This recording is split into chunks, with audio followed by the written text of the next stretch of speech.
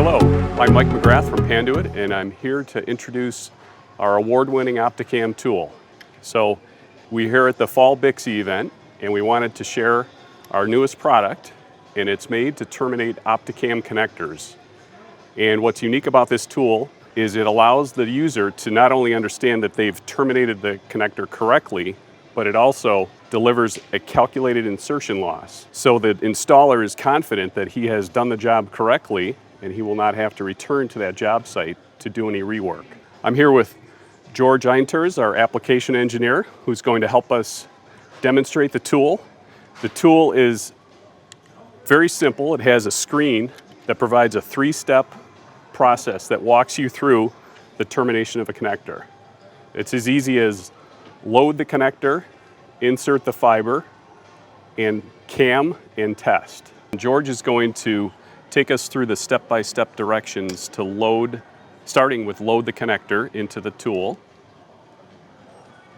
So George loads it in, rotates it down, gets it firmly in place, presses the next button, follows the prompt on the screen. It's performing a background test, which tells that the connector is right, the lighting conditions are right, and it's clear to insert the fiber. So insert the fiber now into the connector end. So there's a camera inside which sees the fiber coming in, and it's tracking the light patterns as that fiber comes into the connector body.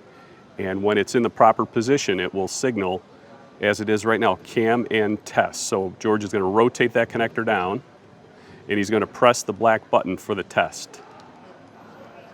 And there's the result. And you can see we have a phone with an app on the side tracking it mimics the screen and tracks the performance for each connector, and you can program the data per the job site, and you can track not only the job site, you can track individual connector performance, and you can go back and look at that data for training opportunities, for quoting opportunities where you have the opportunity to determine how long it actually takes to terminate a given amount of connectors in a job condition. So that's the complete cycle of the termination process.